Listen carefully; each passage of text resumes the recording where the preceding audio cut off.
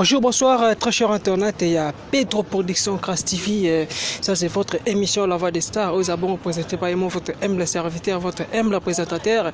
La combo est assez d'Awata Kin 24 Spiritas, le lion de la presse congolaise, Kanye Alobaka. En tout cas, un grand merci à Bato Bazo Komelanga la WhatsApp pour la remarque. Et pourquoi pas, j'aime Nenga Boye, aimer Pena émission. Et je sais la peine qui te commence. Donc, qui maman copie, ça vient en beauté, les patrons de tous les patrons. Et papa Nangai Petro Kangila. Et ya maman Tete Ngolu, donc sans oublier Annabelle Kangila, Jérémy Kangila, Jemima Kangila, et bébé qui bouge tout, donc bébé Crash Kangila, et pourquoi pas Priscille Maïnou PM na Brésil,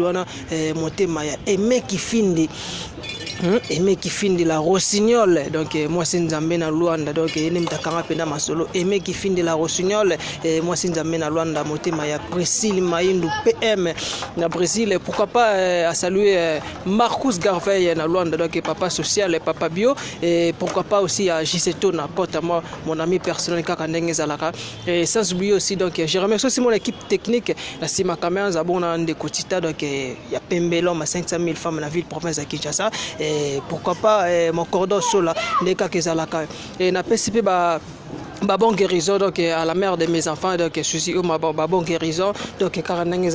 et pourquoi pas saluer ma bébé chérie, donc la jeune nommée et papa t'aime toujours kaka ndengeza, sans oublier donc mon vieux Ben Mala le Goulois aux États-Unis d'Amérique, il y a maman Bijou qui nous Prado, donc la mère des mères, donc kaka ndengeza. Voilà, très cher internet, il y a peu de Production Crash TV et le toujours sur la lisolo kaka il y a pas sipé mawa et il y a comme on a bongo ndeko na biso et artiste na biso comédien na combo réalité kanda ndenge ba refula qui est na mboka ya Bruxelles. En tout cas ça là n'a pas si mais ba musuba osekaye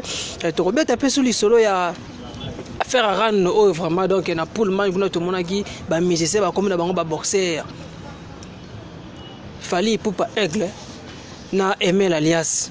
na osolonga mote na zala ndeko na ngana yebi bine boyibete ako se présenter mo kaka ndenge zala. Bonjour maman. Bonjour. Ya se présenter na ba bazolando na minute. Bonjour na balandinyo so bazolanda biso na minute oyo nga Arlène Kibwila. Maman Arlène Kibula, voilà, te fournit synthèse na biso tozo bana masolo et de comment en tout cas ndenge balobara congolais azanga pena mawa congolais azanga mawa et de kota la muto azolé là vraiment en pleine batu azolé là na aéroport et aéroport international na Kinshasa awa l'été akanda alobi ki azaye moko mwana mobali la famille na bango et yemo donc moi mobali do ça dit il kunzi ya famille quoi, il kunzi ya famille moko ceux qui azui lelo famille na yepe ba sepeli mais kota la mutu akenda ki bazongisi mais peuple congolais quelque batupé bazaza kaka aux environs il y a presse congolaise et bazo sekaye vraiment, en tout cas ils ont ça la pena participer mawa eta que maman vous appelez mo boti moi nazolela ndengwana nini ko yebisa na bato. Bon, to éviter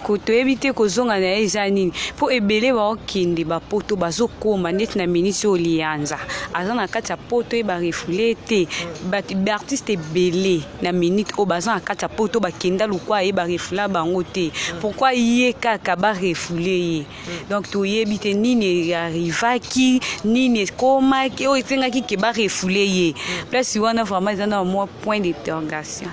Mais siko ben oui ezalaka nango pe mutu pa kei bazongisi mais bokoki kobeta maboko te na sika muninga zolela boko beta maboko te mais kozonga na ye batebele bazosepela batebele bazobina kuti ya omela pe batimsu bamelaki vraiment, en tout cas cela pena pas si place wana maman.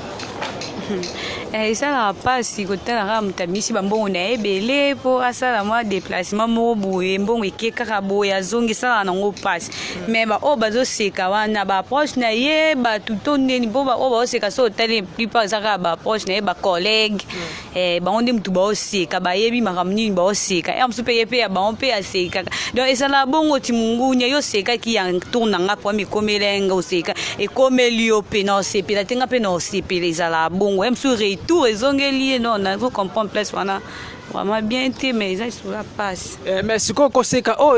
ndenge uti koloba ke na ye passe karabatu wana to mona ngote wana to yebi ngote alors tozo lobela sikoyo makambo oyo eza na nzela oyo biso nyonso na media to moni ke na batu bazo sécalité ya kanda azolela mais batu bazo sekaye bazo mela do ba sepeli la retour na ye yango na tuna etaki mama moboti pasi nini vraiment to pe conseil nini opesa na ba o bazo seka tota non te ye pas seka ba to wana to yebi yango te wana to mona te mais to zolo bela sikoyo actuellement likamo o eza na nzela. Bon, eza likambo pasi eza ya esengo te eza ya pasi eke mutu amisi bambongo na ye asali bamakambo na ye bele atiaki asatandaki te ke ekomela ye ekomeli ye donc epesaka pasi courage nga na bapesi kaka courage amwa mbali eosimba kaka ata na minute esimbi te me ekosimba po aza mwa mbali aza kaka courage napesi kaka bacourage. Ok, merci beaucoup maman na biso alobi courage kaka pasteur lité ya kanda ekosimba nango lokwa namoni kino quelque autorité ya mboka na biso Congo bakokota pe likambo na yo eza nango déjà eza fin du monde te ndenge kaka okendaki wana ndenge ozongi bakobongisa siko bamakama mikanda et tout là okokende na yo na mboka ya mindele mpona kosala mpe fi na yo mpona kobokola mpe famille kobokola mpe bandeko oyo ya yo ekosala mpena kitoko makasi vraiment. Donc en tout cas nga na kopesa conseil epai ya bato oyo bazoseka lite ya kanda ezosala mpena mpasi mpe mawa totika biloko wana tosepelaka na mpasi ya baninga te toyebi te nini oyo ekokomela olobi na nsima ya koseka retour ya pasteur Nabiso lite ya kanda. En tout cas eza mpasi mpe mawa. Un grand félicitation aussi à l'artiste musicien na kombo ya Héritier Watanabe Cosa Nostra ebele tomonaka basala atali ko bambongo na ye te atali bambongo na ye te mais Héritier lelo eza 3e jour azo présenter bongo lelo bazosala bongo jury pratique si je me trompe pas le basa bongo jury et kaka ndenge za parce que banaki lundi mardi lelo mercredi Héritier Watanabe otoyebi muta bambongo musicien azo sala bongo examen d'état na autodidacte atali bambongo na été mama koto les lobelo ndenge ni koto les opise sengo aza vraiment félicité aza félicité ba mingi te atali ki yete habité funa so papier ça la bien eza vraiment sengo mingi ba félicitations Héritier Watanabe ba bonne chance et simba na sepe na makasi ya vraiment na mona na yoka kibenga mo pe na mona ne salenga bien aza vraiment félicité ne komona Héritier Watanabe atali ki yete asali nini dissertation. Bon, Héritier Watanabe quelque part peut déjà ça diplômé quelque part ça déjà diplômé déjà soit diplôme donc tout le monde est sur Héritier Watanabe so banda ça la sous dissertation est comme ni comme 2 fois 3 fois tonde ni personne les comme ça mais comme 5 après moi quelque part na zone na kamwa ki Héritier Watanabe déjà azwa déjà diplôme so pas azwa ba point mukie paraît qu'azwa ba point mukie tout on a présenté pour les singa makamba diplôme fait ça ba pourcentage belé son demi parce qu'on ni la kisi que tout on a le quoi azaki ba point mukie tout oyo akozwa ba 80 ba point belé c'est que ayebi que tout ya financé moi lo mombe ke ba pese ba point belé pour déjà ozwa ki il faut que tu ka diplôme wana déjà donc pour nga na eba déjà kala déjà azwa na mona ka o azo sa lisu na azwa ndete na eba ke azwa isute o azwa ki diplôme te nzoka na tuna o déjà azwa da diplômé azwa ba pom ke sondenge wana me komi moi combrier sou biso mtwa mo mbrier biso na ebité déjà azwa da star déjà yebana déjà base toni ke pas total okuka base toni pour azwa da Héritier yebana déjà plus ana embrier moi mkie vraiment embrier makasi. Ouais, merci beaucoup maman to fait éclaircir donc population et puis peuple congolais. Donc Héritier azwa déjà diplômé azwa 51 bon eza na makambo oyo sala eza vie privée na ye donc eza vie privée na ye moi to lo bango na télé eza te yango siko alingi asala siko autodidacte vous comprenez asa autodidacte alingi siko azwa diplôme na ba pourcentage mo ya likolo bon ndeka ko tuko lo baita ke mama to ebité ce qui a ko financer tout ndeni mais de ko tala pena bo Héritier Watanabe va na palais tozo mo ngona ba vidéo azo za cours et tout consort là kaka ndenge zala siko na ba artiste musicien oyo basala yango te o basala même pas examen d'état. Même pas examen d'état, même pas diplômé. Message que vous laissez là parce que l'artiste est monsieur Bazo c'est capé Héritier. Ba o bazo seka na so baza diplômé déjà et msusu ya ba o seka mais o aza diplômé te na pese courage pe asa moi autodidacte ça la bien aza pe moi papier ça la bien taka Héritier Watanabe o sala ba o pe ba tikali o baza diplômé te bozo moi papier nde makambo ça la bien vraiment vous attend moi D6 et ça la bien. Ouais, merci beaucoup très cher Antoinette il y a peu de postocratie vie tozo ke non kaka molo kaka ndenge za parce que c'est une analyse makambo ozo le kabongo na mboka na biso biso Congo et en tout cas ça la pena et c'est un de comment on bon artiste très talentueux na kombo héritier album na emi en jimi de mo pesi makambo kangi vraiment mais le tout monde sur héritier que ça la autodidacte que ça la bon examen d'état na autodidacte ba na ça de classe pena ba za pena na bana mikie au monde en tout cas ils ont ça la pena en tout cas koto wana pena coup de chapeau à toi l'artiste musicien héritier watana be coup de chapeau et kaka ndenge za la vraiment ça le pena kitoko makasi et ça bon exemple moko à suivre na artiste musicien le côté mana coin kolo baba kosa ba blabla na kombo ya mutu na ndenge moko ya bien te pe imprécis mayindu kosa mamombe ya bien te mais kende sala pe fort yo pe koma place wana en tout cas et kosa la pena kitoko makasi kaka ndenge ezalaka en tout cas babiloko oyo bamakamo oyo mama tozongela mwa muke parce que ekomi pena grave ezoyaka ya makasi donc ezosala pena kitoko te komona bongo bandeko na bino ya basi ya bandeko bino ya basi yo nayebi te yo okokepe Dubai po anite okepe Dubai Obo Dubai ezaka omno bo kansa na ten Dubai ta pota poti kuna te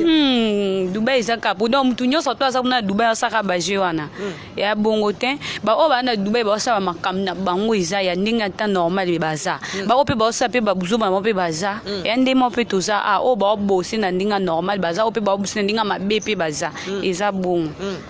Siko étant que maman étant que ndeko moi c'est parce que tout le monde a mis et ba fille bazo bimana ba mboa ba fille bazo bimana ba bazolia ba salité étant que moi na moi si conseil no pesa bandeko na yo wana eza pas si pe mawa vraiment na ba fille wana eza pasi pe mawa e ba fi oyo ba kokakande ko lukate tant déjà mbongo ano kendeli Dubai o futa de ba bio si ba visa ba passeport mbongo ano sali ba biloko wana so za moi sa makasi ko funga pe maison no pe o bio sali mwelo no mbwe e kotelo mbongo yo zimbo no dépenser o si ba nini ba passeport na yo futi ba nini na yo ba bien na yo sa makamno ke kuna écoute de cher dans tant ko sali de bon comme na ma grande partie moko sali la pe business no pe aussi mbongo et c'est donc ka kuno ke futi bien ke kuna poko saba buzoba no zo ya ebele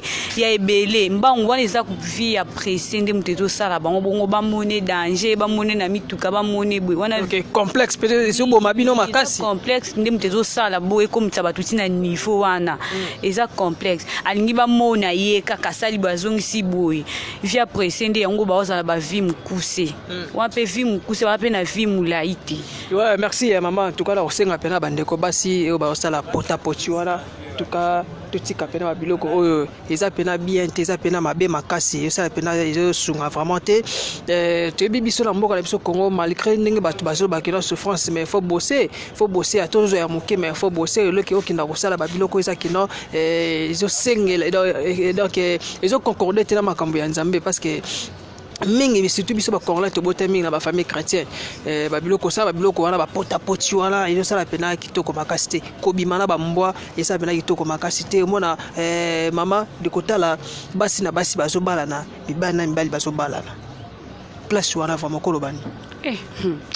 place ana na ebite ezo ndeko na ngo sa ta biloko wana ndi na ne fina nga mobimba na rosto lisaki atati bien na rosto ata lo mo beta jour à mariage ngo isala mate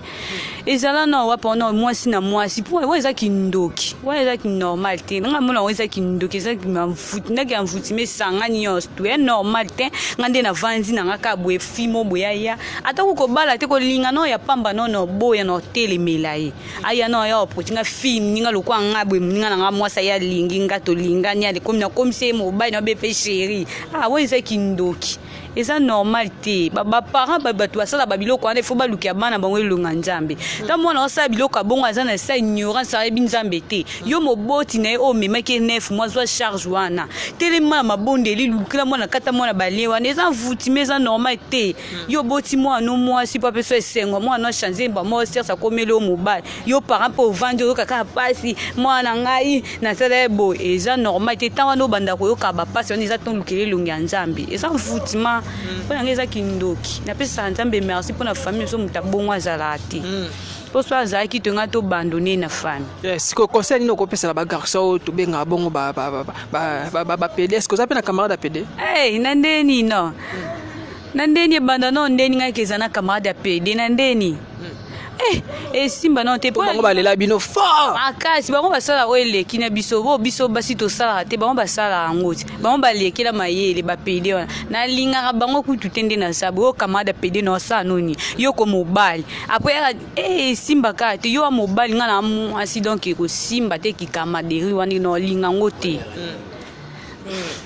Ok, merci beaucoup. Très cher internet, il y a Pedro pour Socrates TV et quand il y a bien des bibos s'abonner massivement. C'est quoi besoin d'informations, vrai besoin d'informations réelles. Car il y a des chaînes où ils ont carrément une chaîne donc ils ont combattre vraiment la chaîne tu à YouTube donc Pedro pour Socrates TV et il y a papa dans Pedro Kangila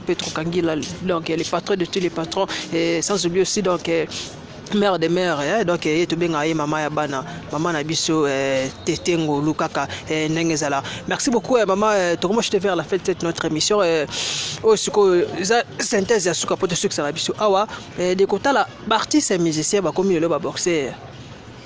to ebi guerre ya musique za royal aleki na télé alobi boye aleki bo alobi boye mais aussi mbana nzoto en tout cas